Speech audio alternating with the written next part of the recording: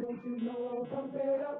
You got to pump it up. Don't you know, pump it up. You got to pump it up. Don't you know, pump it up. You got to pump it up. Don't you know, pump it up. You got to pump it up. Don't you know, pump it up. You got to pump it up. Don't you know, pump it up. You got to pump it up. Don't you know, pump it up. You got to pump it up. Don't you know, pump it up. You got to pump it up. Don't you know, pump it up. You got to pump it up. Don't you know, pump it up. You got to pump it up. Don't you know, pump it up. You got to pump it up. Don't you know, pump it up. You got to pump it up. Don't you know, pump it up. You got to pump it up. Don't you know, pump it up. You got to pump it up. Don't you know, pump it up. You got to pump it up.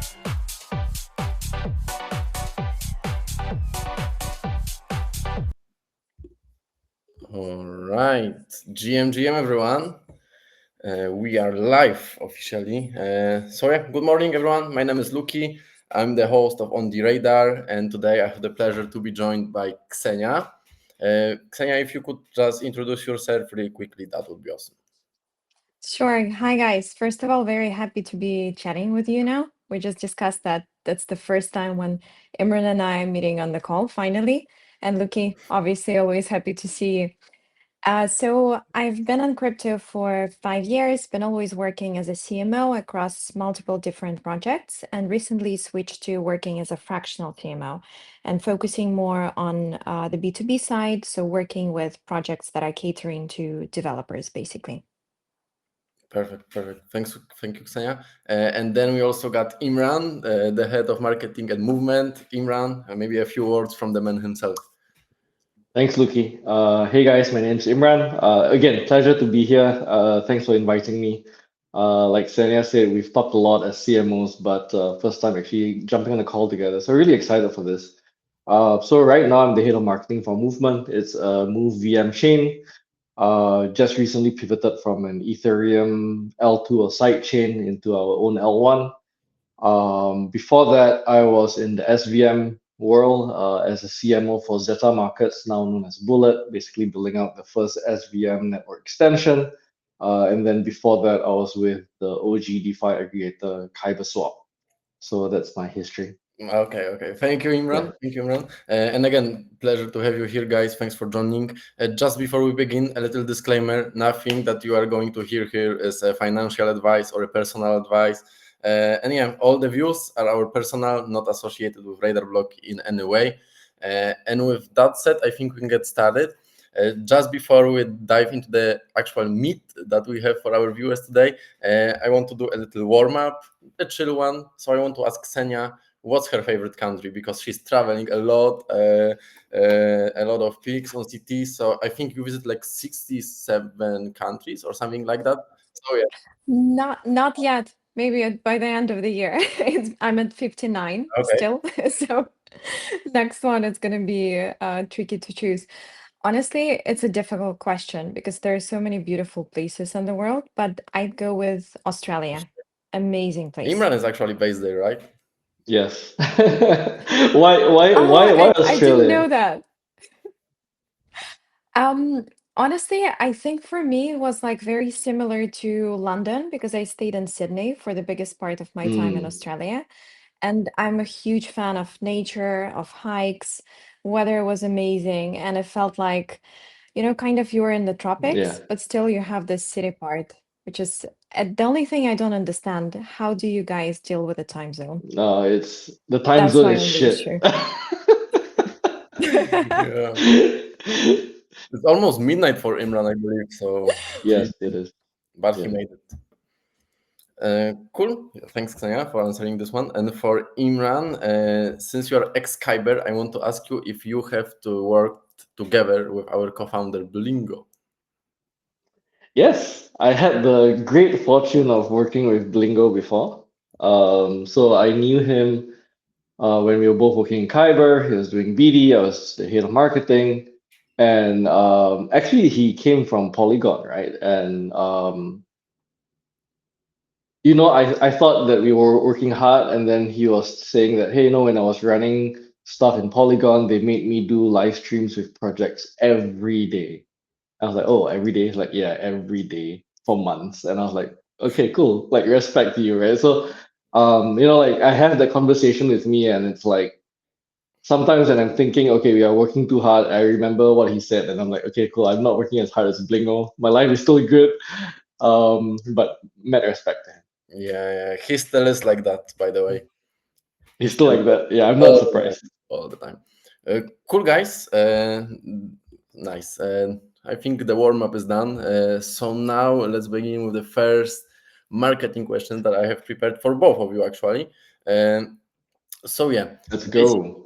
I think like crypto is like one of the fastest like moving industries like in the whole world. Like 1 week something is valid, next week it's totally not working. And I think it's kind of the same for marketing. Like we used to have like questing running all over like a year back. Now this year I think InfoFi was booming like crazy. Everyone wanted to have their like own Mindshare leaderboard. But I want you guys to basically sum up your marketing philosophy in just one sentence. And maybe let's start with Imran this time. Yeah. Marketing philosophy in one sentence is start with first principles, know your focus and your objective, and remove the noise. So if I were to quickly elaborate, it's really like I think, marketing is widely misunderstood. Like people think that marketing is just, hey, just switch on marketing, but and people think that marketing is all the same, but even in the same type of protocol or in the same type of company, depending on the time, the circumstances, the objectives, the goals can be very widely different, right? Because you could be asking yourself, hey, what's the objective today? And the objective could be completely different. It could be mindshare versus attention versus conversion versus acquisition versus volume versus TVL versus profit versus revenue. And given any single objective, if one is a priority versus another, that completely changes the tactics, that completely changes how you spend, that completely changes what you do. And I think if you really understood what you're really trying to achieve, and then you eliminate from there, then you can remove the noise because it's a very, very, very noisy market. If you're in the position of a CMO or a marketing manager, I think anyone on this call would know, you would have dozens or hundreds of vendors, platforms, questing platforms, KOLs like at your doorstep knocking on you and saying, hey, work with me. And you have to filter through all of this. And you still have your CEO and your BD guy saying, hey, I heard this is good. Should we talk to Kaito? Should we do this? Should we do that? And it's extremely noisy, right? If you don't know what your objective is and you don't understand how to work from first principles, then everything sounds like a good idea and then you're fucked. Yeah, I really agree with this one. I would say just to add, also really depends for me, like because for example, you Imran, you are focusing on just one brand as of now. I would say for me and Ksenia, it might be a little bit different. So I would say, but yeah, on objectives, I totally agree. And then I would say also like it really depends on the project's like life cycle. If they're like pre-TG, after TG. So yeah, those objectives like really. Exactly. But yeah, what about you, Ksenia? Actually, I'm gonna side with Imran heavily here, and I define it as fundamentals over pumpermentals. I think it has been always like that because as we've been in the crypto market for quite a long time, we saw the projects that were hugely successful, but they burned out in the span of a couple of months even, or projects that were launching the tokens, everybody was talking about them, and then from the next day on, nobody heard anything from them. I think a lot of projects are doing this. They're kind of miscalculating how they approach marketing because marketing has to be, it's a function of the business. It has to involve everything. It starts with a product, it starts with a core philosophy, it starts with how the founders are positioning themselves, how the brand is positioned. So it's not a single action, as Imran mentioned before. It has to be the whole structure and the whole strategy, that it's very heavily calculated, and it evolves with the life of the project. So I think if you're focusing on trends, it might be interesting to do that if your fundamentals are solid, but if you don't have anything and if your community doesn't understand what you do, this is going to look like you just like being disfocused and shifting, which basically never works because nobody understands what you do eventually. Yeah, makes a lot of sense. Totally agreed on this one as well. Cool, guys. Another quick one. So, what is one overrated marketing tactic, and which one is underrated? And maybe I will go first this time. So, basically, in my opinion, I think what's overrated is like the whole infofy space, kinda. I feel like that. And what's really underrated, I think, like are the external distribution channels. I've been following quite a few like Web2 founders recently, and basically how they connect with their audiences, like on Instagram, for example, by posting video content is really amazing.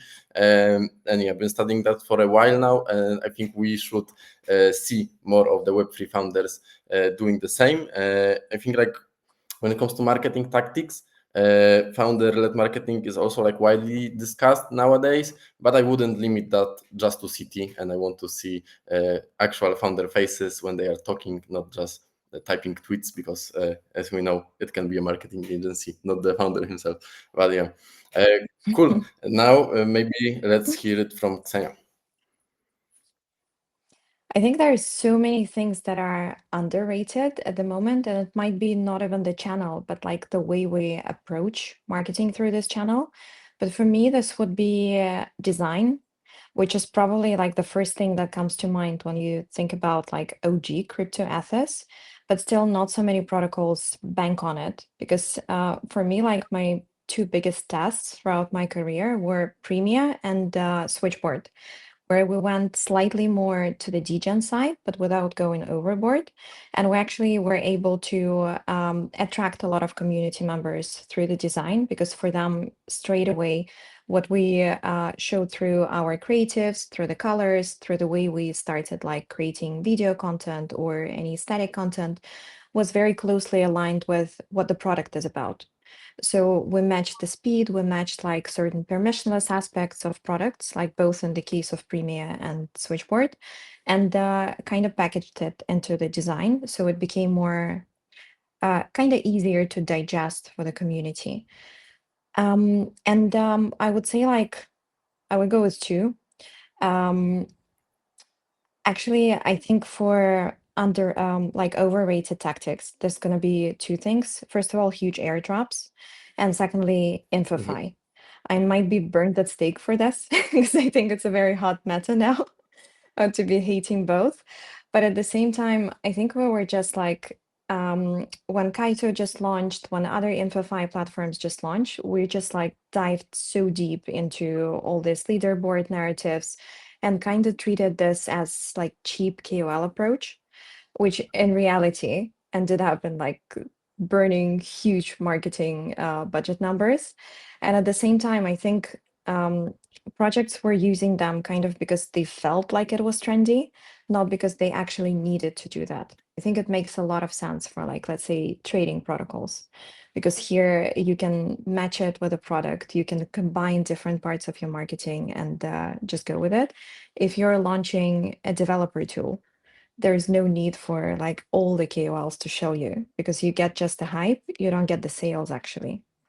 So I'd go with this too. Yeah, I'm aligned, I think, with this, and also super agreed on the graphics, because I think like also a good graphics makes you share something, like you will pass it on to your friends, like look, this is super cool, and you will basically like vibe with the brand in some sense as well. But yeah, Imran, what do you think?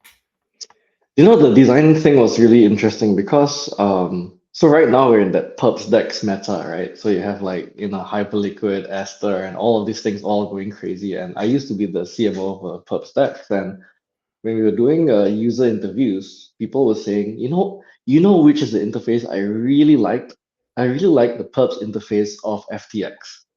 And like people were saying this like last year, right? And FTX was some years before. So like I think the effect of good design, and it's not just the brand assets, but really like whole product design, cannot be overstated. Like it's really important. So when I think about what is underrated, I always look at what we can spend internally versus externally, right? So most people think of marketing as, okay, where can I go outside and spend?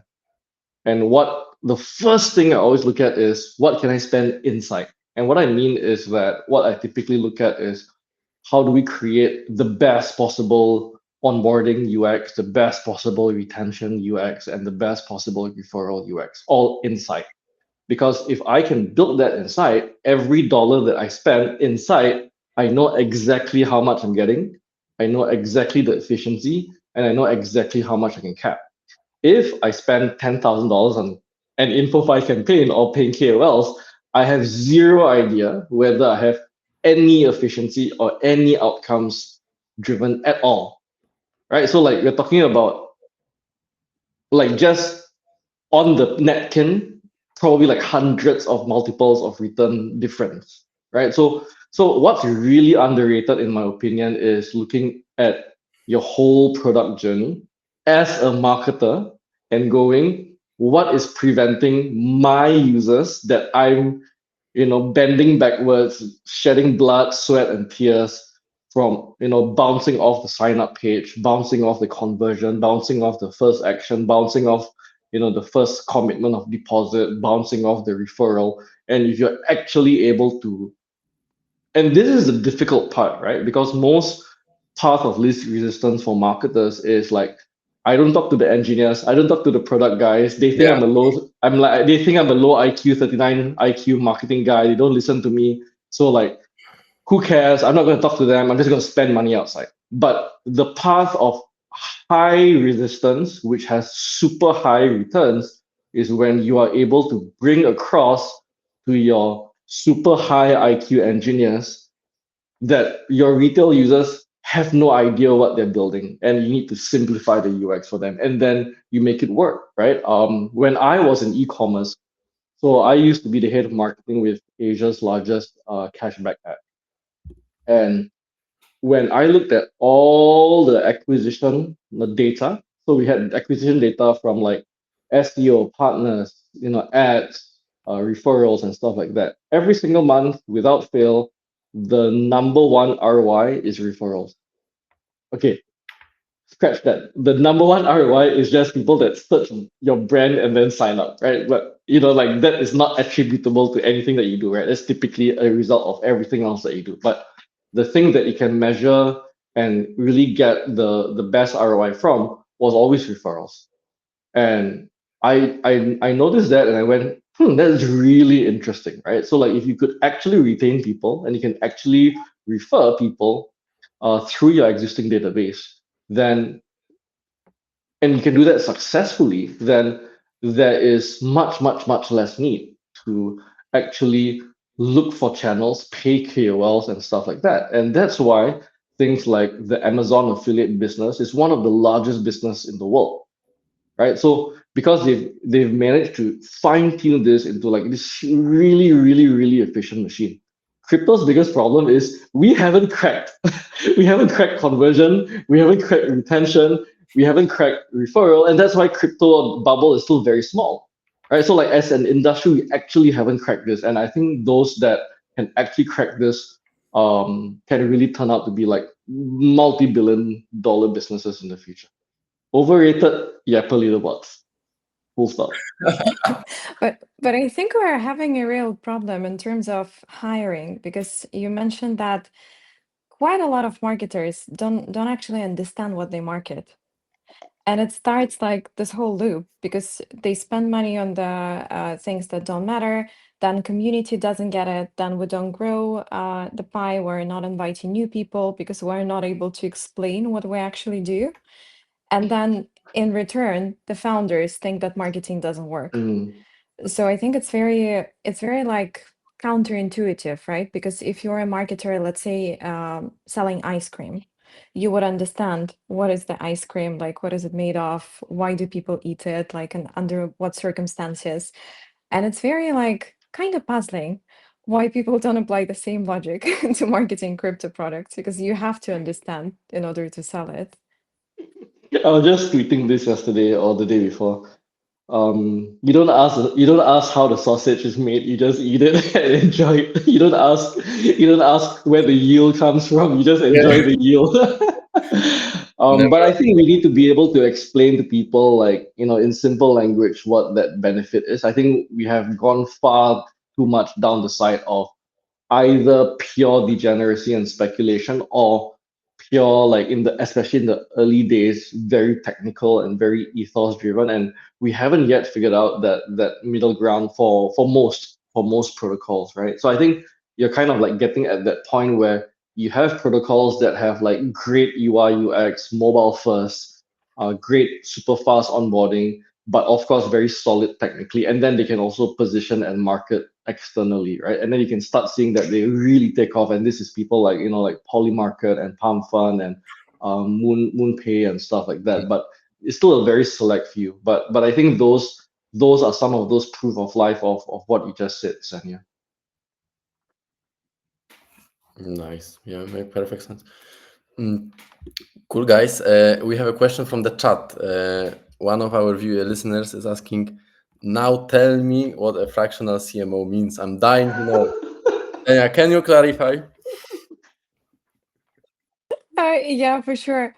It's so funny actually, because like when I started doing this, I was thinking that I don't want to be an agency, because then when you're an agency, as a head of the agency, you're just selling. And I'm interested in like doing at least some part of the work by myself.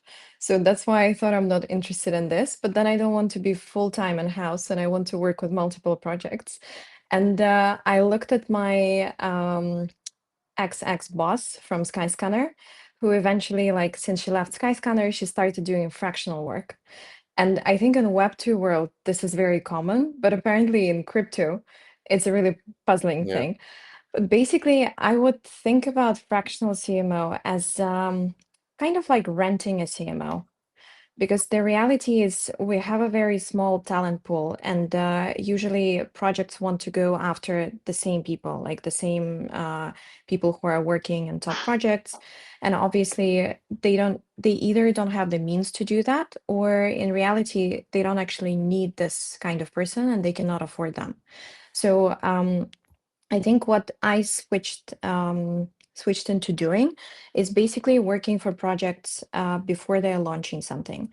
It might be like going to market, just doing the Hello World campaign. It might be launching their product for the first time, or it might be launching their token. So basically, any periods of time where they need a marketing boost, they need somebody to come in to assess the situation from the outside, to tell them like what needs changing. And it usually goes beyond just marketing, because I usually try to assess all parts of the puzzle. Like I try to look at the product, I try to look at the UX, to look at their sales cycle, distribution, what founders are doing, like how they're presenting themselves, and just to be able to create a strategy for them. See what people they're missing in the team, and either also hire on the fractional side, or like get the agencies, or even place somebody to the team. Because I think quite often people think that they don't need marketing full time. They can do some quick fixes, or they can have a person who is, let's say, a creative director, but it's gonna write tweets. And usually this works perfectly well when they're in stealth, or when they don't have enough attention. Then, whenever they come closer to any public launch or any sort of community growth, this falls like domino. And I think it's very important to have somebody who creates the structure for you. And basically, the only difference between fractional CMO and full-time CMO, that you would do more in a shorter time frame. I think when you have a full-time CMO, you're building from the ground up with this person, and it might take you multiple years. There will be periods where the growth is slightly flatter. But if you want like a quick push and you cannot afford a full-time CMO, fractional is the way to go for you to kind of fix the things, push them forward, and then let them run by itself. Amazing, amazing. I think now we are all aware. Actually, Xenio front ran one of my questions because I wanted to ask you like what you are looking at when you are joining a new protocol, but now we know. I would say it's kind of the same like for us, so a marketing agency. And I would also add to that, like what you want to do as a founder, or basically when you are hiring a fractional CMO, a marketing guy to your team, or a marketing agency, like I would assign them research. Basically, do all the research about your protocol, and if they like come back with actual like good stuff and good suggestions, like what we have to change, then that's your guy. And if they are not able to pull it off, then you should just skip it. But Imran, my head is still thinking about your answer to what's overrated and what's underrated, and I kind of feel like what crypto hasn't like cracked yet is like the whole affiliate marketing. I don't see like many protocols like building in that direction. One that I know is full, so shout out to the guys who are building this. But other than that, I think like what really drives like the adoption to crypto and the users to all the taxes, like those are the only like projects like who actually are heavy on the affiliates. So Yeah, I think like you're starting to get to a point where that attribution and affiliate linking is becoming very possible. So like, Senya came from Skyscanner, I came from Shopback, affiliate marketing, ref links, all these are like bread and butter, right, in that industry. But when I first came to crypto, and this was some years ago, you didn't have this tracking available. Like you had a big break between what was online versus what was on chain, and then the tracking and attribution kind of like broke in the middle. But now you're coming to a point where you can start having systems that already track these things. Some of these things are built through the Quest platforms. Some are built through third parties like Full. And some of these guys already go mobile first, right? So once you go mobile first and you're having the downloads from the App Store, Play Store, and stuff like that, you can also pretty easily bake in your referral system from there. So yeah, so I think it's just part of that maturity of the industry, especially because we have the online and then the on-chain component. nice, yeah. But would you also say like affiliate marketing basically? Because for example, theoretically, I know WorldCoin, right? Basically, in my city, what they were doing is they put like those two machines to scan your eye. You get like $50 for it, right? And then basically like none of the crypto like people were doing it, but a bunch of like people that are totally not aware of what even crypto is. They were like taking people from the street. Hey, do you want like $50? Come with me, come with me. They were taking them to scan their eyes. They were receiving the $50. Bang, that's a new user for WorldCoin. Their metrics are looking like this, but that's not like an actual user. So I'm a little bit like afraid of this as well. Yeah, I think like gaming systems, as long as you have incentives, people will try to game the systems, right? Yeah. I think the issue here is if you are running a project, a protocol, a business, and you game the numbers, I mean, ultimately you're just gaming yourself, right? And then the question would be like, why would you do that to yourself, right? So like if I'm WorldCoin and I'm getting people to poke their eyes for $50 a pop just because they're getting $50, like is that real acquisition? Do they really use the chain? Do they really use the product? Or am I really selling something else? Am I selling, for example, a valuation, right? And I think that is the unwritten rule in crypto, right? I think the unwritten rule in crypto is that you want the price to go up and to the right. And I think the incentives in crypto are so perverse and so short term that creates the symptom of screw the fundamentals. Let's just focus on what can pump, because that's how founders make money within months of TGE, right? Even if I'm pre-product, even if I'm pre-PMF, who gives a shit? Because I can cash out and then I peace out, right? Hey, my job is done, TGE is done, bye bye. I'm gonna pass it on to the like you've seen so many of this, right? And I think we had this private chat in our group, Luki, like I literally asked myself, how many rounds of like this bullshit can I go through as a CMO again and again and again, and like this facade, this like I mean, to tell you the truth, I joined because I want to further human freedom. I joined because I love the ethos of permissionless systems, permissionless money, creating fair access, and like I would probably kind of relate a bit more to your early adopter ethos type. But then you have this second rush of people that are like super ultra pragmatic, and part of it is like the the system of incentives are so perverse and short term, and also kind of like the macro of the outside is so screwed, where a lot of young guys will look at crypto and say, dude, this is like my one shot, and not like having my life fucked up because the world is fucked up. Like, so screw everything else. I'll go and grab my shot, and if I have to step over people to do it, I'll do it. Right. So like Yeah. you have this like ultra pragmatic generation of people coming in. And I think like back to like whether it's your early adopters, whether it's your retail, whether it's your pragmatic, I think you would also see that as the industry matures, as the adoption curve matures, you would also have like different types of values of users coming in. And I think, you know, like if you're a marketer, you probably have to be a bit aware of that, because in the early days, you are like super ethos driven, and today no one gives a shit about decentralization and Yeah, DAOs. like So it's like it's a really different world, like within a span of like a year and a half. yeah, I joined crypto like I don't know 2.5 years ago, maybe 3 now, and even I see the shift like on the content that is being posted on X. Like a few years ago, it was like all the technical deep dives, protocol breakdowns. Right now, I don't know if it's only my timeline, but I see so much like lifestyle related content. It's Mm. Yeah, that's Mhm. I think it's a new Twitter algo change, but it's also Imran touched on a very interesting point because a Yes. lot of things that we do in marketing, um, they're driven by something that we want to reach that is not on the surface. Like, let's say everyone is tired of Zilly Quests, Infofy, and anything else that is used to boost the vanity metrics and boost the engagement. But in reality, let's say if you want to launch your token on Binance, you have certain metrics to stick to. Mhm. And the threshold is super high. Like it's impossible. There are no even there's even not 100,000 users for certain types of products. Like the chances are very slim, and the chances that 100,000 people will be interested in a roll up on something are also very slim because nobody understands what's that to start with. There's just a handful of people.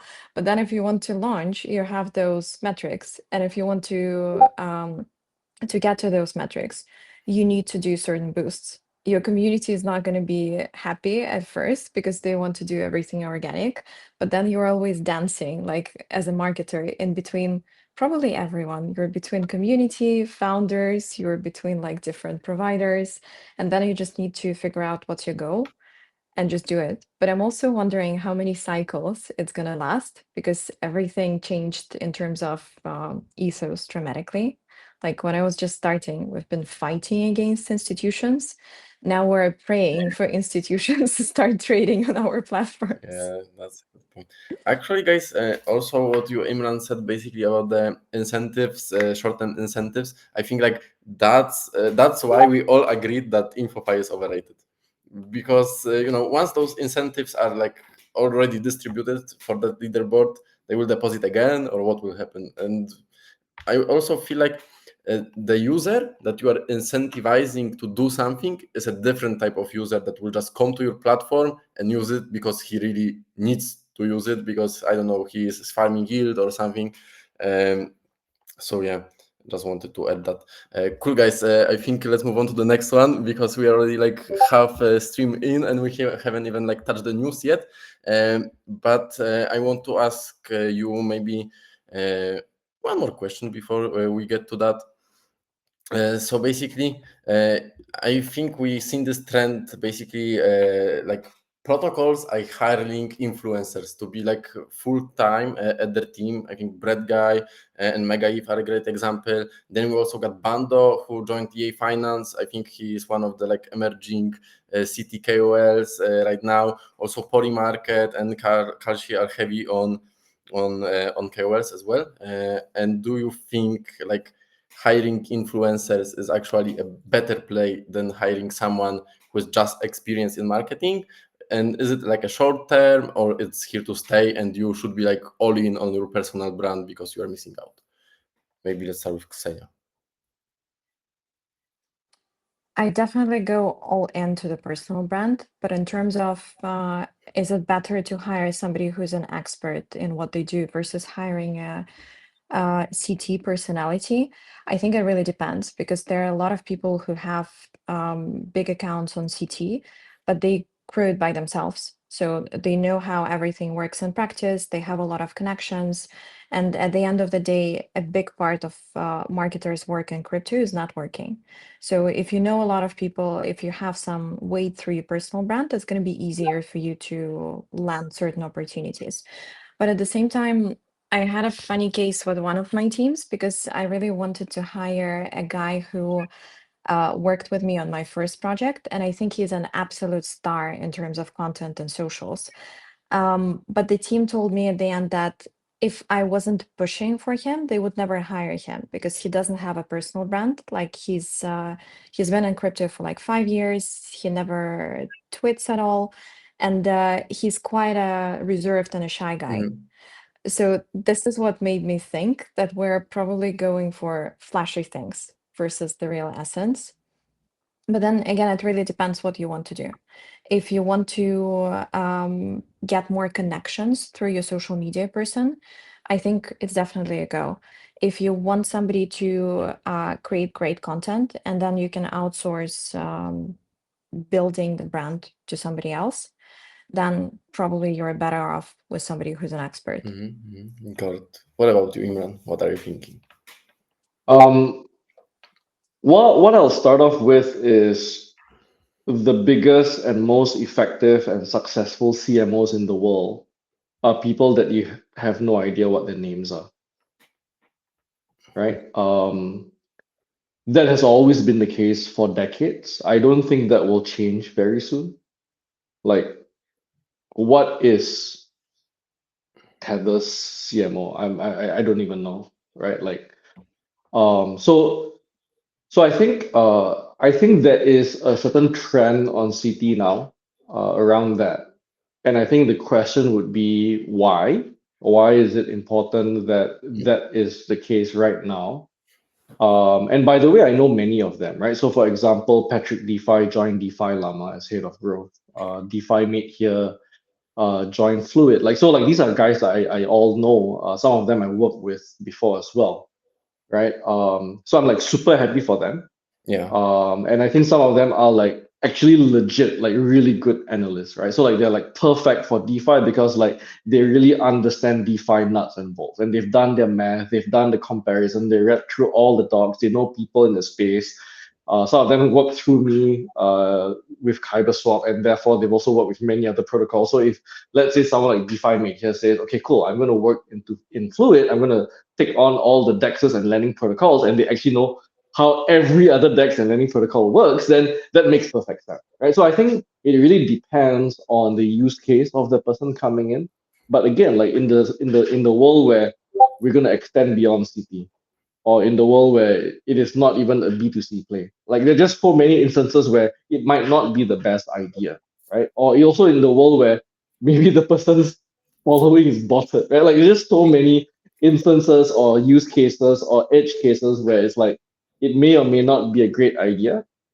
So I think then the question will be like, will that crypto Twitter bubble continue to be like super, super important, or will it become over time gradually less important?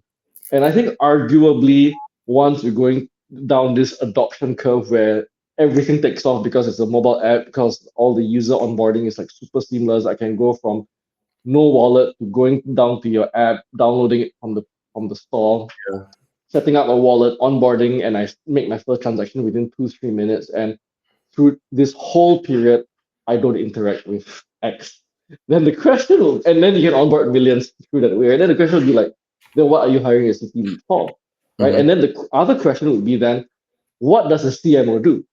Does a CMO just or does a CMO look at activation, retention, referral, talking to product, leading teams, hiring, Do they look at ecosystem partnerships? Do they look at campaigns? Do they look at leaderboard? Do they look at A/B testing? Do they look at data? And then the question will be, if you bring that Yapper, will that Yapper be able to do everything that a CMO Yeah, needs to do? exactly. Yeah. Right? So it's like I'm not against it because I am 100% certain there are some yappers there that are like sleeper like executives. Like these guys could be like full on like Trad 5 CMOs and shit like that, and they just have like some burner account and then they become a crypto guy later, right? But there's some of these guys that are like yappers, but maybe don't have the substance in them. Maybe they're not built for Yeah. the professional world as well. Some of these guys are like really suited to what they do, which is yapping, maybe brand deals, maybe some sort of collab, maybe some sort of info-fi stuff. But the moment you put them into a team where like 30 people depend on them, then they can't work, right? So like just so many examples of stuff like that I've Mhm. seen where it doesn't all turn out well. It's not all sunshine and roses and rainbows, right? So I would say it's definitely possible, but I think you have to really examine the use case and you have to really examine the fit. Yeah, super nice breakdown, Imran. I'm like 100% aligned with this. Maybe just like a funny mention. You said like the mobile apps, you download it and then you get crypto in like 2 to 3 minutes. I had a founder here on the radar 2 weeks ago. He's building a mobile app where you can get on chain in 10 seconds. I will connect you. Nice. Yes, but I still feel like mobile apps are lacking in crypto. Like I don't enjoy using crypto like on mobile. Like there is no way. Maybe wallets, but other than this, like trading, no. This is a no for me this day. I think we will evolve. Yeah, I think they'll just get more and more sophisticated. Things will get more abstracted. The complications will be put more and more under the hood. Like Yeah, over time, people will just get used to it. And again, some of these guys some of the retail that will come on board would have never ever needed to adjust range on a concentrated liquidity AMM. Like they would have never needed to do it. They would never know that they need to do it, and they wouldn't care for it. So it's like, yeah, like dude, I'm just going to deposit in this app, and I get yeah, my yield, and I'm happy, right? So again, like just understanding the adoption curve and where we are on that. And then there's some degenerates that would never touch that shit, and I would be like, I only go desktop. I want to adjust every single thing. I'm going to rebalance every single time, and I do it. Like no intent solvers and no automations going to do it for me, right? So, and I yeah, think like protocols just need to understand who they're catering to and what options are being made for which types of users. yeah. I'm bullish on all. For me, it's just a habit.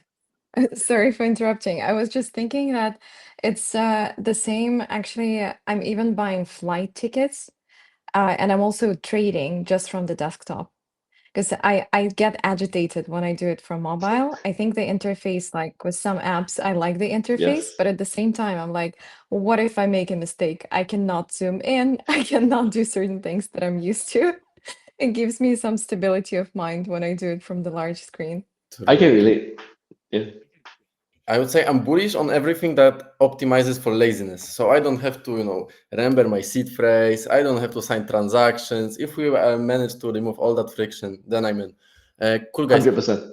Let's go get to the news. I feel like we would be talking forever. Honestly, it's so nice talking to you guys. So let's go. First up, we have Monad in B. But just to clarify, Monad actually tweeted that they will be launching in this quarter. But yeah, I just want to understand from you guys if it's like a good tactic to be teasing something like over and over again, or basically it's worth staying quiet and just shipping. And the moment it's shipped, then you make a big buzz around it. Uh, what are your thoughts basically on teasing, and how long basically can you tease something till the excitement dries down? Maybe let's start with Ksenia.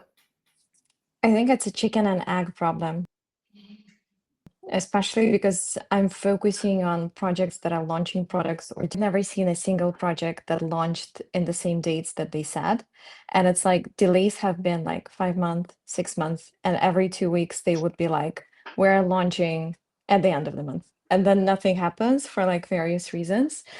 I think it's on one side, it's good to tease because you get your community activated and then you get more interest around you. Like people start creating content, they start being active and like push the hype. But Yeah. at the same time, it really delays for depends for how long you delay. Because let's say if you delay for a couple of weeks, it's okay. Like it's impossible to predict everything. And the reality is that there are a lot of factors that don't depend on the team, even if they're launching the product that kind of depends on them internally. There are different things that might pop up during the testing period that you cannot account for initially. But then if you're delaying for multiple months, you're just burning out your community and you kind of get them hyped up, then it dies down, then it's hyped up again. And then at the end, people are just tired. They don't care about what you launched. They just want to get their quick cash and run away. Yeah. So I would be careful because I've been in situations where we've been teasing for a year that the product is launching. Nothing was happening. And I think it's my best experience in terms of crisis management and like applying different psychological tricks of how to explain to people that we are not guilty here. But at the same time, like community was bulletproof by the end of the year. Yeah. Yeah. Imran, what about you? So, like, it is funny because Monet has like tons of vibes and they make fun of the mainnet delay, right? So like it's become like part of the identity. But from like a brand and marketing perspective, like no brand marketer would say, "Hey, let's like tactically or strategically delay mainnet to squeeze the juice out of it." Like no one would ever say that, right? So like if the delaying it is 100% a technical roadmap thing, um, and what Sanya said is 100% true. Like Yeah. I've been in every sort of situation with every sort of protocol that says we're gonna ship next month and it's never next month, or next week and it's never next week, and you just roll your eyes because like that's not gonna happen. And then from a marketing point of view, you're going, okay, what do I plan for a plan B here? Because I know it's not going to happen. Like, what do I need to have up my sleeve, right? So I think the fact that they can build a fun conversation out of it is actually great. Like obviously it's turning a setback to some sort of strength. But what Stania said is true. Like no community or dev, like this has impact on that, right? Like let's be super clear here, right? Like if I'm saying, hey, I'm gonna build a business, an app, and I'm gonna launch on Monet, and if Monet takes 1 year to launch, then my go-to-market and Yeah. launch gets delayed 1 year. My ability to generate revenue, raise funds, TGE, and everything else associated with it Yeah. gets delayed by 1 year, right? So Yeah. so I think at some point, and then this is just the business part of it, right? Like, like most people are very excited and ask questions about when mainnet because, again, the elephant in the room is TGE and airdrops, right? So, like, this is like a pertinent question, especially because of the question of token, right? Yeah. But if let's say we go back to the fundamentals, what is the role of the network? The network is to have devs deploy apps, and the apps gain users, drive use cases, drive usage of the blockchain, right? And if you can't even get your mainnet up so that your devs can deploy, then you can't have those apps build businesses. Um, so I think that's a big challenge, and you can see that not just with Monet. You saw that with like even like Mega ETH and stuff like that. They Yeah. had been like dropping some protocols that have been dropping out and stuff like that. Yeah. So I think those are issues that from a network perspective, like my advice to a founder at this in this kind of situation is like, look, let's just not overpromise, right? Let's just give the time it needs for the tech team to cook and not try to rush it. And again, why are we trying to rush it? Because of the fucking perverse incentives, right? Why is again is the elephant in the room, right? So, but hey, like let's be real. We're trying to build a fucking real blockchain with real use cases, with real apps that solve real problems for real users, that make real transactions, that bring real economy on chain. Yeah. This is a very difficult problem to solve, and this deserves the time and attention of like really smart people to build on, right? So let's not rush it, right? So I think like the smart thing to do here in general is just not overpromise and give a bit more time and not try to rush it. Yeah, super aligned with both of you guys.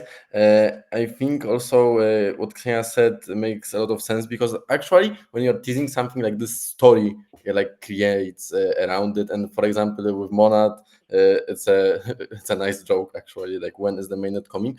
But guys, I since you got spicy, Imran, I also want to get spicy. Let's And I go. want to ask you guys, what do you think about protocols delaying their TG because they are waiting for better market conditions? Yeah, that's stupid. Boom. No, they're just stupid, right? Like, um, the market conditions will never be perfect. Number two, you can't time it. Number three, like there's just so many dependencies, right? Exchanges, DeFi partners, so on and so forth, right? And it's just impossible to time, right? So I think the real question would be, do you have PMF and do you have a distribution base that's large enough, right? Because the key question you want to ask is, do you have people that if you're distributing a token, do you have enough distribution to real people that would find utility in a token so that they hold it, stake it, use it, so on and so forth, right? Like an arbitrary number I kind of try to look at, especially if it's like a B2C app, is for example 6 figures. Do I have like actual non-Sybil 6 figures of wallets that actually have used my protocol? Because if then I distribute to 6 figures of users, I have a chance of a bunch of them actually holding it, staking it, using it. And then of course, obviously, like there's this whole other question of like buybacks, flywheels, Yeah, staking, so on and so forth, right? But I think just trying to time it, and I've seen founders that do this, it's a mistake in my yeah, opinion. yeah. Did they do it successfully? No,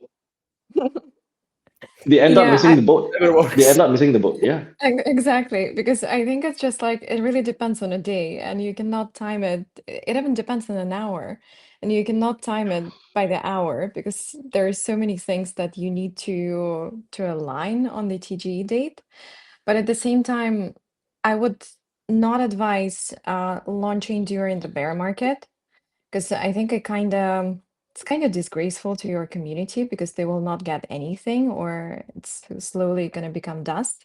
But then if you're launching even at the market that we have now, which is not a full bull, but kind of like a crab market with some bull movements, you cannot time it. Just if you have good fundamentals, if, as Imran mentioned, if you have a good distribution chain, good community that is going to support you, just go with it. It's never going to be perfect. You know who I thought launched really well in the bear market? Bonk. Hmm. Mm. Yeah, that's true. Because those guys are hardcore, they never wavered. They gave distribution to like all the power users at the time that they really needed it. And they have like this really long-term vision around like, hey, we're gonna do this accelerator, launchpad, this, that, and they actually shipped over it like over years, right? Like and that's why they actually have a cult status. Like as a community in Solana, like there's a cult status for Bonk because of that. So like I think they did that really well. Mhm. Sorry, but we have to move on. That was just the first news, and I got a few more that I would like to discuss with you guys. So cool. So what happened here? I will tell you a quick story, guys. So basically, we got Stani from Aave, we got Guy from Itina, and we got Jeff from Hyperliquid, all on the same panel. And there is a question: who is your competitor? So basically, Stani says banks. Then Guy said it's Circle, and Jeff goes like, "We don't have any competitors. We are building something totally new." So, guys, first of all, is this real? I don't think so. Then, can like, what do you think about this? Like, do they really have no competitors, and or it's just like a marketing play, a bold statement to make buzz around this? This Imran, is what my do you favorite answer. Just love it. No, every single founder says no competitors. Yeah, but but that's not the way. Yeah, I mean, like, okay, I think what Jeff and Hyperliquid has done exceptionally well is built like a world-class product in terms of user experience. They did it with practically little to zero marketing. Like you don't see them participating in leaderboards and shit Yeah, like that. They had the point system, yes. they made the big airdrop. And then they make a big statement around being community driven and no VCs and like really aggressive buybacks and all transparent real time. So like they take their promise seriously, right? So I think in terms of a no competitors claim, in terms of taking the seriousness of being ultra product focused, being like ultra flywheel and community focused, I think they've done like exceptionally well, right? Yes, yes. Are they building product wise something that's unique, that is different from everyone else? I personally don't think so. Mm-hmm. I personally don't think so. But they execute at a level where 99.99% of others cannot execute at. And Yeah. that's probably also what really differentiates them, right? That aside from the whole ethos and how they've done it as well. So I think that's what they've done exceptionally well. Mm-hmm, mm-hmm. I'd say they're best in class, but they still have, like, everyone has competition, because if you take the category of perp taxes, this is your competition. Yeah. And what I always like to ask founders, even if you are the best in class currently, can somebody build the product that is similar to yours, and how many months it's going to take them? Mm-hmm. Because if you think that somebody can build the same thing, let's say in a month, pardon my language, but you're screwed, because Yeah. somebody is gonna come up and do that. If it takes 6 months, it's a different game, but still you need to be like cautious. You need to work on your distribution, you need to work on partnerships. And actually, talking about Hyperliquid, I think the way they've done marketing is it's very well executed, because it looks very seamless and it looks as Mhm. if they didn't do anything Yes. and they work just through community, Yes. when in reality they dropped like quite a lot into marketing. And I think the best campaigns that we've seen recently, they work in this way. They're just injecting bigger budgets. They're partnering with the best people, whether it's going to be KOLs, whether it's going to be partners, and they just execute it in the way that it looks very organic. Yeah. Yeah, I agree. I just want to mention one metric I saw today. Basically, Hyperliquid is doing the biggest buybacks in the whole crypto right now. So that's one Mhm. share that. And yeah, guys, another one about Hyperliquid. So basically, I just wanted to discuss this because Hyperliquid on the side event in Singapore put uh, the blockchain to house all finance. And why this is interesting, why I want to talk about this, because I usually don't like the apps that position themselves as the app for everything. I think like for me, it kind of feels like first you need to go into a specific niche, find like your founder first like users, and then you can expand. You can keep adding like those modules. I mean, Hyperliquid can be considered at this stage already, but still, I wouldn't call them like the app to house all finance. But yeah, what are your thoughts, guys? I think they adopted the Amazon or Facebook strategy pretty well, right? You take a niche and then you dominate it and then you build beyond it, right? So that's what you saw with Facebook, with one university, multiple universities, the wall, Amazon with books, and then other verticals, and then the wall.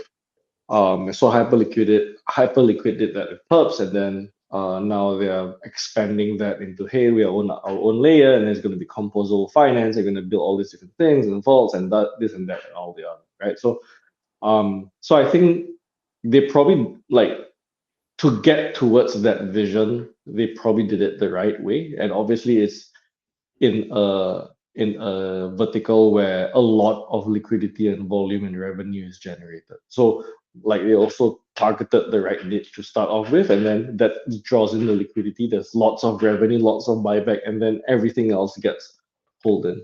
So I think that's the strategy that they executed really well, and it worked, and I think that's great. Like the amount of blockchains that are okay. I'll be honest, I think we are probably at the tail end of anyone giving a shit of any new blockchains. Like we are Yeah. like literally at the tail end of this, like right now, right?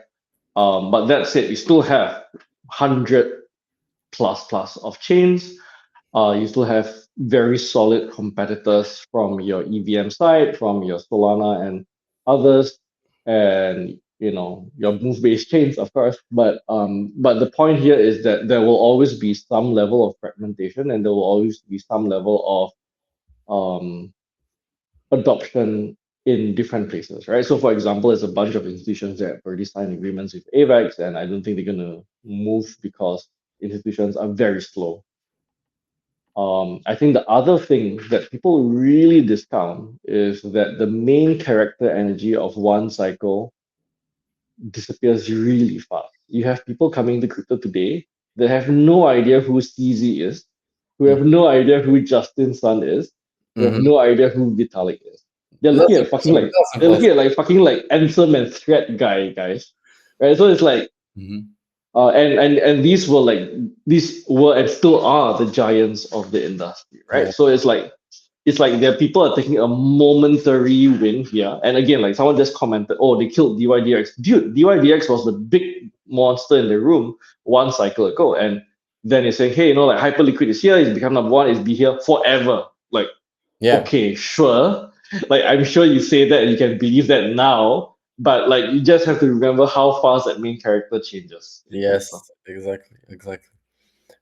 Cool guys. By the way, because we are out of time, do you have like maybe extra 15 more minutes so we can like finish all the news? I really I'm got. good, yeah. I'm good. I'm Yeah, good. me too. Sania hasn't said her piece yet.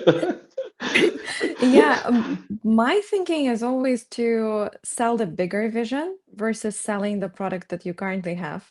Because the reality of crypto is that community is insatiable. Whatever you Yes. launch, the first thing that they ask you, what's next? So they, they want you to constantly work on something. Even if you're growing in numbers, it's not enough. They want you to start growing in terms of the product, the market dominance, and so on. I would say what Hyperliquid is doing, I think it's a good approach because if you think of it, DeFi is a niche, and housing all the DeFi would probably be their first step because they're starting from perpetuals. They own this niche at the moment. Then they can branch out and venture to the whole DeFi and then to finance because the biggest issue of housing finance on the blockchain is that we're actually technically not ready for that.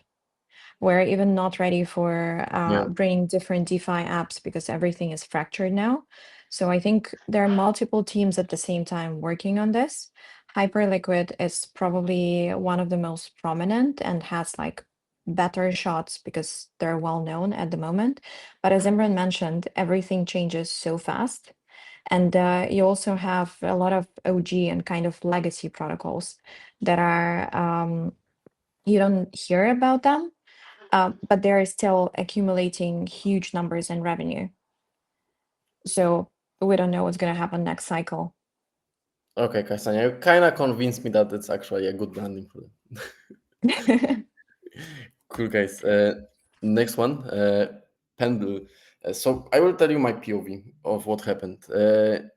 I'm browsing CT like usually evening, and then I see a tweet from Pix on Chain. Pendle just got hacked. I have a bug in Pendle, so I check the chart, down 10% in just like 5 minutes, and yeah, I basically start worrying. Should I sell? Are they like really hacked? The team is not confirming everything, but then 5 minutes later, the team comes in and states that Pendle is not hacked, funds are safe, and yeah, basically everything is okay. So a question to you guys. So how can you manage FUD that is like spreading fast within the community, and how should projects basically communicate the official statement like this one? I've My had thinking, no, Sania, go. Yeah, let's go with Sam. my thinking would be to lead with transparency, because in my experience, I think I had the most fun when I was working at Polkadot. First of all, because like Polkadot was a super difficult blockchain, then it turned out to be way longer than we expected to build a product, and we kept delaying, to the previous question that you had. And we had a lot of fun from the community, basically every second week. Finally, what worked really well is even saying something like, "We did not launch this week because we were not on time, because we want to ship a better product to you, because we don't want you to lose money." And people were responding in the best way. And I was thinking it's something that is like, it's even stupid to say, like, we didn't launch because we were not on time, like, obviously. But I think it's just like, because we work in the industry that is very, it's very agitated. A lot of things are happening. There are a lot of things that users don't understand. And if you interact with a bank, let's say, you have support. You know that there is going to be a person on the other side of the screen who is going to provide you all the help that you want, and your funds are going to be recovered. We work in a trustless and permissionless economy, which is, it has a lot of benefits, but at the same time, it kind of dehumanizes everything that we do. So my approach to crisis comms would be to add the human part and just kind of make your community feel seen and supported. Nice. Love that answer. What about you, Imran? Would you add anything to that? Yeah, crisis comms is a very unique and draining experience. I've had the privilege of doing crisis comms in e-commerce when Kyber was exploited for about 57 million. And then recently with movement and the very public issues that were at by it, right? What I would say is this: the transparency and real-time part is really important. What people don't understand and anticipate when you're actually on the inside of it is that once you have a major crisis like this hitting, you have many parties involved, and then you have to be on standby 24/7. You'll have legal involved, like monitoring every single word that is being said. You'll have the founders like ultra laser focus on every single words that are being said, inside, outside, what the people are saying, what the news are saying, and then having to be on top of everything. Um, and in many scenarios, you would also probably have things like an additional crisis PR team hired and stuff like that. So like what also ends up happening is having many cooks in the kitchen. The other thing that needs to happen during a time like this, for those that have not encountered, is that because you don't want to be sending mixed signals, you need to have certain representatives for the brand. So, for example, when the Kyber thing happened, basically you know, when a hack like that happens, you would basically say complete lockdown, only founder or only this person who's authorized to speak, right? Because you don't want anyone saying things which are contradicting each other, right? Or front running certain news. But I think the best that I've seen is probably like the Bybit CEO. Like no legal live stream, direct Q&A, arms are rolled up. You know, he's just standing there talking to the stream, looking at the questions, answering, looking at the questions, answering, and he's doing that real time, and people can see that he's like really honest about it. And that's what was, I think, really transparent and trustworthy about it. And I thought that's a masterclass, right? So I think the tendency is for many of the founders during these kind of periods to kind of like shy away. And I think the counterintuitive but better thing to do is, I mean, you're the founder and you've already done like the war room and you've looked at all the data and you look at all the facts and you look at all the timeline, then you like literally take that and just answer the questions to the best ability that you can, right? Because as long as you're building long term and as long as you're committed, then you can have certain commitment, right? We're committed to make things whole. We're committed to finding out the root cause. We're committed to produce a post-mortem. Like many of these things are pretty standard responses, but just being able to do that as real time as possible in front of the an, an actual community that's asking you live questions, I think like very, very, very few founders actually do that. Yes, and I 100% agree with you, Imran. That what I was mentioning, what is underrated, and I would say it's not only good for the crisis management, but it's good basically whenever you are delaying something. It's also cool that the founder shows up, sits with the community. I'm listening to your questions live, taking them live, no answers prepared, and yeah, I think it's super cool, and I want to see more founders doing this. Amazing. Next one, botted KOLs. I just want to chat about KOLs, but basically what Losh means. What? They are botted KOLs? I had no idea. Who would you have expected? We've all been lied to. Who would have guessed? Yeah, basically botted KOLs are making 10K per month. I think we all are aware of this. So guys, I want to chat with you. Oh, sorry about this. I want to chat with you. How do you pick creators that you want to work with? Tanya, you go. Sanya? Yeah, I can go first. Honestly, it's a pain, and I think it's becoming more and more painful recently because it's really difficult to get good creators. Like we all know the OG names, but they're becoming more and more expensive, and you Yes. want to venture out. And I think what I'm seeing in the crypto marketing now is very similar to good old Web2 days. Because when I was at Skyscanner, I started the influencer marketing division, and we've been toying with smaller budgets, and that's why I like toying with smaller accounts. And I've done an A/B test when in the first batch, I dropped the whole budget on a couple of big creators. And on the second batch, I dropped the whole budget on 10 to 15 nano and micro KOLs. Like back at the time with Skyscanner, it used to be people who had their blogs on Instagram. And this would be anyone who had like from 2,000 followers to maximum 50,000 followers. Mhm. And to my surprise, their performance of smaller KOLs was insane compared Mhm. to larger KOLs. Like we had a lot of direct conversions, we had a lot of interest, followers, like community numbers were boosted. So I see a very similar pattern now with Web3 because I think, first of all, large KOLs are either unattainable in terms of how much they're charging for, or they're getting quite lazy with the content that they write and it looks like quite generic. Then we have all those Zach XBT and a lot of other KOLs themselves who are disposing other KOLs for like disclosing that they're botted or taking money and so on. And I think it's just, I try to work with smaller KOLs. I try to work with people who I'm personally interested in. So it's kind of like a sanity check. I go to the accounts, I check the content that they write, I see whether they know the topic, whether it looks paid, whether it looks organic. Then I check the comments, and it turns out to be a lot of manual work.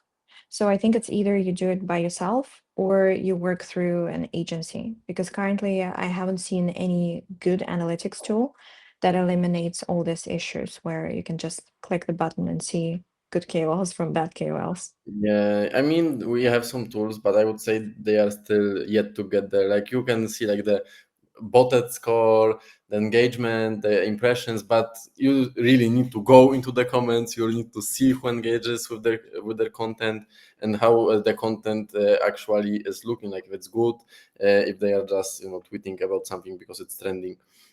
Cool. Align with you, Ksenia. What about you, Imran? So I would say that Senya's experience and observation is pretty parallel to what I've seen. Did the exact same thing in e-commerce, and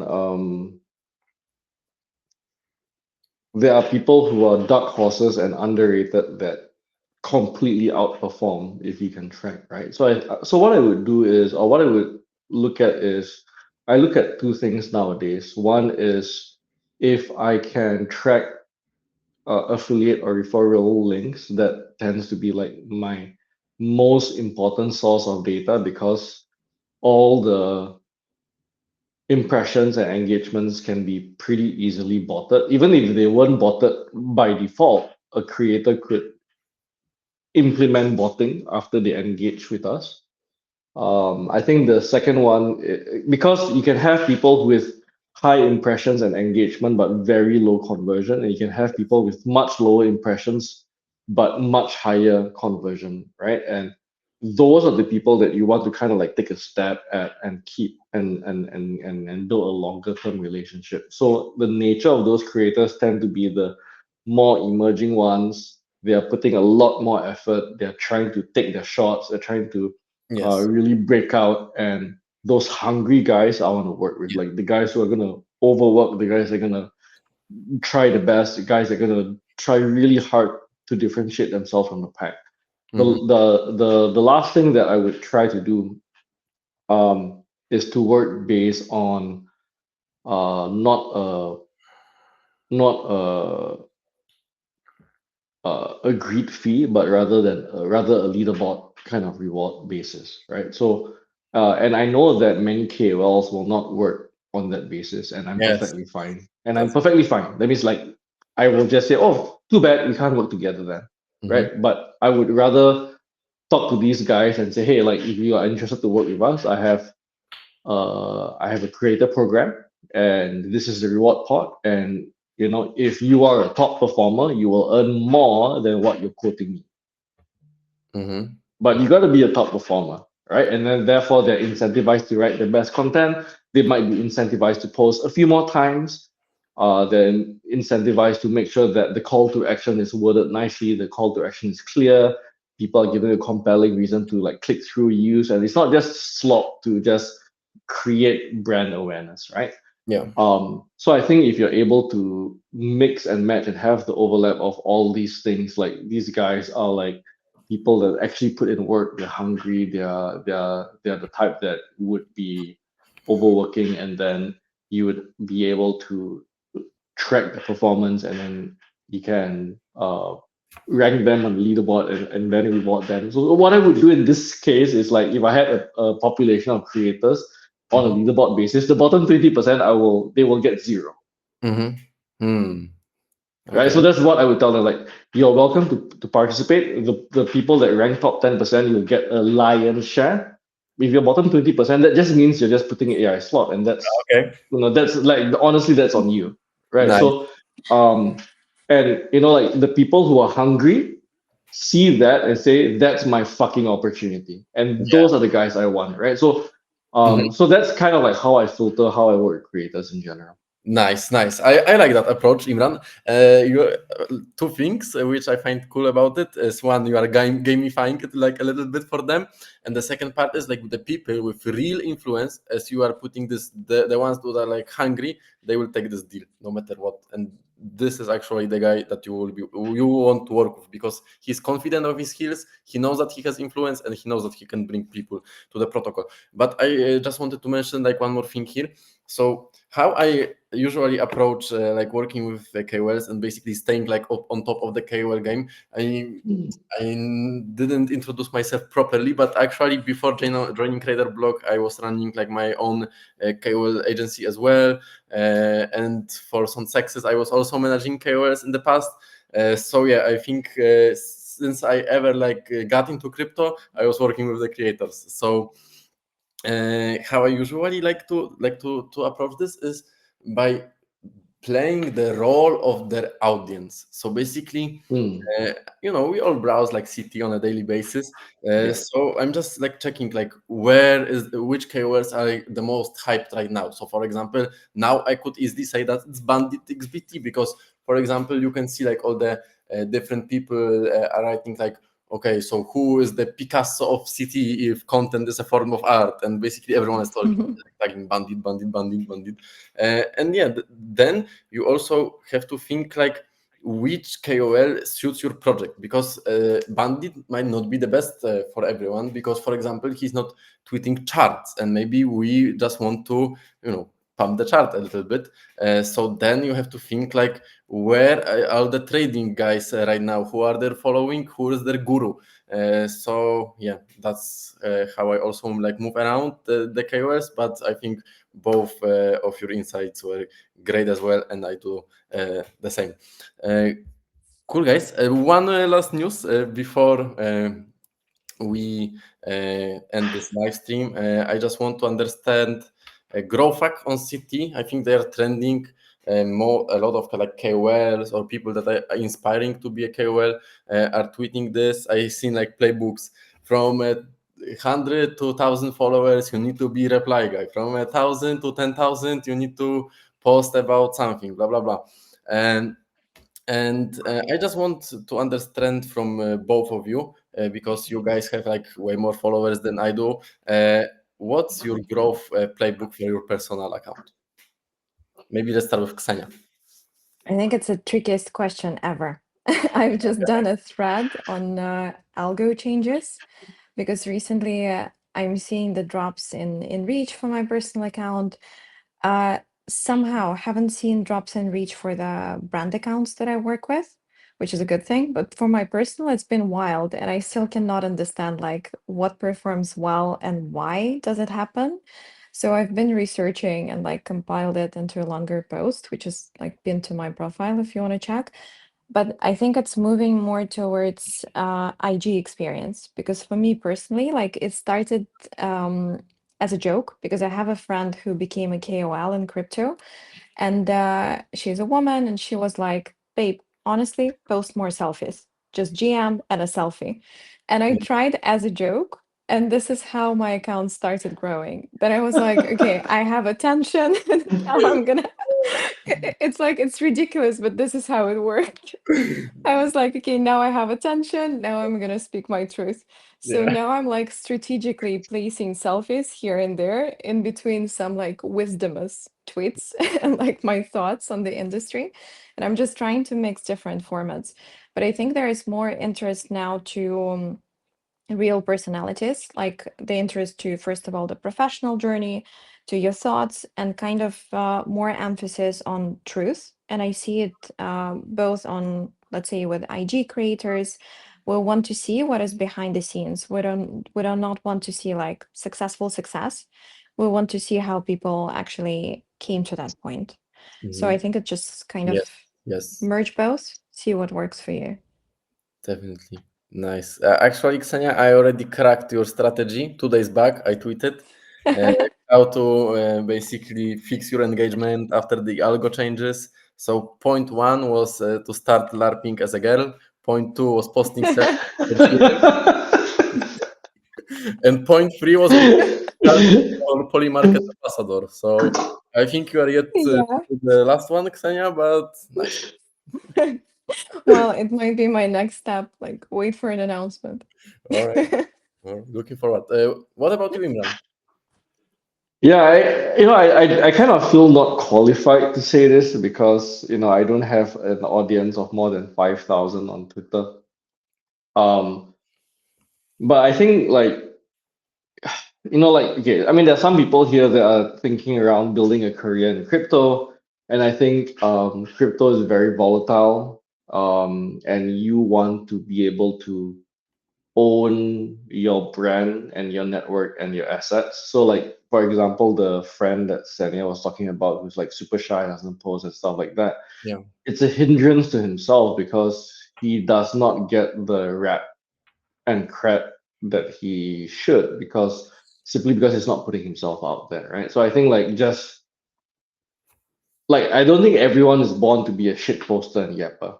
Yeah. But I think that's not the point, right? The point here is that everyone should build a personal brand because the vast majority of my opportunities and the vast majority of even my job roles is a direct result of my personal brand, right?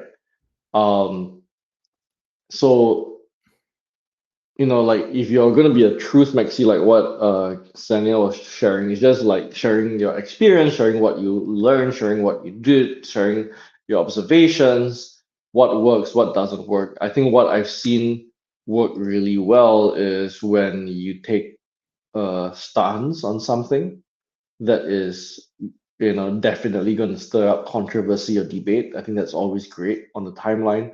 People love a juicy debate, and people love when people take a stand for something. I think the second one is obviously like you have the occasional bangers, but like I think like not everyone is born to be a yapper or shit poster, and I think Yeah. it's not necessarily that everyone has to do it, right? I think what is obvious now is that the AI slop, the low quality GM replies every day. Hey, be a reply guy to reply 50 times a day. It's like, like if you're really serious about your career and you're really seriously working, you probably don't really have time to like, reply 100 times a day, right? Like I think you should ignore Nikita on that. Mhm. Because I think that's probably a bit of a psyops, to be honest, right? So like what I would really focus on is like interacting with like high signal, high quality people that you want to continue to be associated with and Yeah. connect with. So for example, in my case, I'm a CMO within DeFi and blockchains, right? So I keep very close tabs to people who are within that circle, right? Fellow CMOs, fellow marketers, founders, DeFi protocols, and then of course you have like Big Daddy CZ and you have like Big Daddy Mask and stuff like that, right? So it's like I do it because number one, those are the sources of information and direct competitors references that I would always be looking at anyway. And actually, for me, it's also a very selfish reason because those are the people that would very naturally hire me next. Mhm. So it's like just being very strategic about that because if let's say your goal is to get a job as CMO, but then you're shit posting about the trenches every day, Yeah. guess what? You might be getting attention, but you might not actually get the end goal that Yeah. you want. Right. So I think it just goes back to like first principles again. Like, what are you building your CT account for? Yeah. But if you're just gonna be like shit posting and talking about the trenches and stuff like that, and then the goal here is to like get paid to talk about meme coins, then that's fine, right? So like I think just really understanding what you're trying to build and then who that audience is and who are the accounts that you need to be doubling down on and then what kind of content goes with that. Like again, right? Like just very first principles marketing type. We're circling back exactly to where we started. I think you just need to treat your personal brand exactly in the same way you're going to treat the project's brand. Mm. Like the bones are still the same, but then the tactics differ a bit. Like what you actually write differs, but the whole structure stays the same. You figure Mm. out what you're about, you figure out who you're talking to, and what is your value prop. Yes. Yes. Yes. Yes. I will just add to that, like when it comes to me, I like and what have like worked for me the most, I would say, is one adding value to CT to the conversation. So basically, a reply which is not a GM or oh that's nice, but actually like opening a discussion or basically tweeting something that adds value to the others, to the readers. Like someone will bookmark this because that will be useful for his work, for example, as a marketer. Uh, I think all of us are tweeting some marketing insights as well. And then like sharing your personal story. So like who you are as a person. For example, Ksenia is traveling a lot, and I think that's good engagement. And for me, the most viral thread I wrote ever, like tweet, was about my girlfriend. So I just tweeted like, I'm living with my girlfriend for 3 days now, and this is what changed in my life. Yeah, so I would also add those 2 points. And cool, guys. Thank you so much. We made it to the end. A little bit Yay. more time, but yeah, it was really cool. I feel like we could be talking for like 1 more hour, easy, easy. Um, Yeah. For sure. but yeah, so nice. It was so nice to have you guys. Really, really love the live stream. Thank you so much for joining. Imran, I'm waiting for a follow back. Maybe I won't give you a job as a CMO, but still. Okay. and meet your Excel sheet. I'll reach 5,000 followers soon. Okay. Yeah, You're gonna be on the leaderboard. Just FYI. you guys. Thanks so much, Luki. Thank you so much again, and Thank you, bye bye. guys. See you next week, guys. Thanks, Anya. See ya. Bye. Bye bye. Peace.